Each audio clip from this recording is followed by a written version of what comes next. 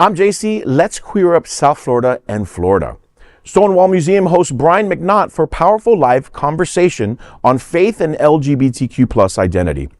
Stonewall National Museum Archives and Library in Fort Lauderdale is spotlighting the intersection of faith and LGBTQ plus identity with a special live conversation on December 8th featuring acclaimed author and advocate Brian McNaught.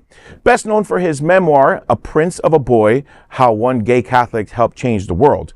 McNaught brings decades of global work on compassion, equality, and spiritual reconciliation. His journey began with what he describes as a painful turning point, being dismissed as an altar boy because he was gay. The moment, however, sparked a lifelong mission of outreach that has taken him to churches, offices, and campuses across Mumbai, Tokyo, Singapore, Hong Kong, the UK, and North America.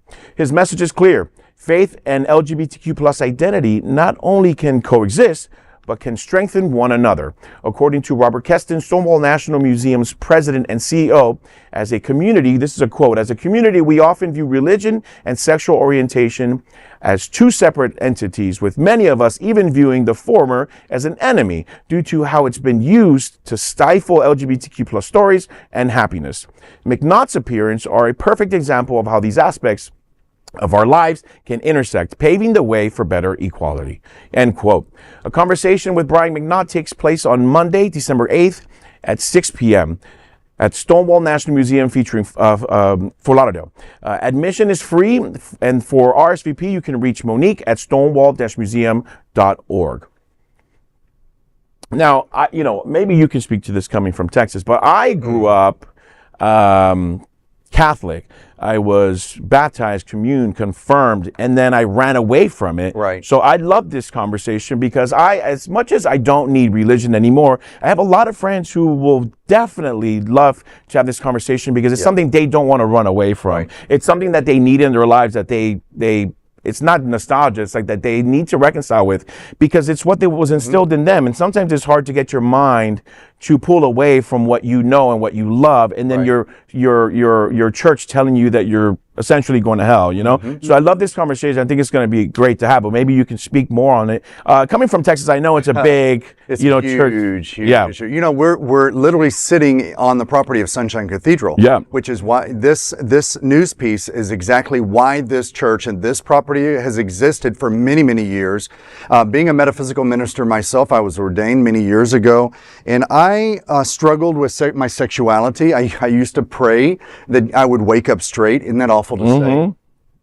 I remember that. And I would cry myself to sleep. And it just breaks my heart that there are still people in the world, a lot of queer people in the world that are under religious oppression. And I think this news piece really speaks to the fact that there are people willing to stand up and speak on the issue in the world, to bring it forward, to shine it, to share it. It means the world to me. God don't make no mistakes. And my sexuality has nothing to do with religious doctrine. That is my opinion. That's great. Religion is confusing enough. And, growing up myself, it's meant to during, those, formative years when you're becoming a teenager for me and also dealing with my sexuality and stuff, it just got so complicated. So I understand why so many of us kind of turned our back to these type of,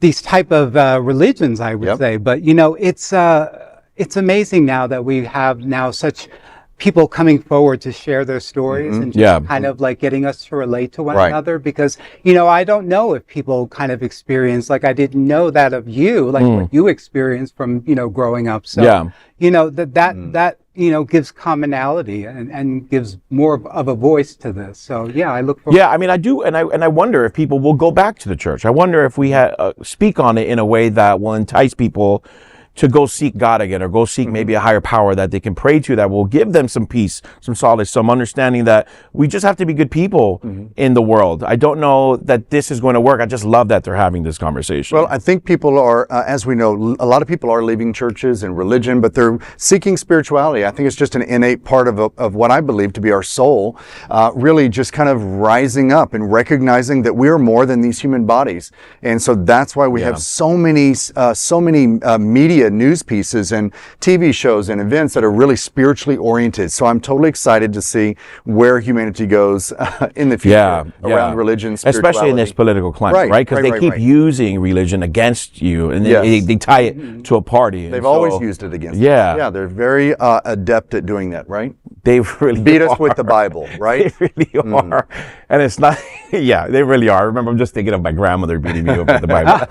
All right, there is no other queer nonprofit media platform like this in the entire world. Support our LGBTQ stories by sharing them and subscribing to Queer News Tonight.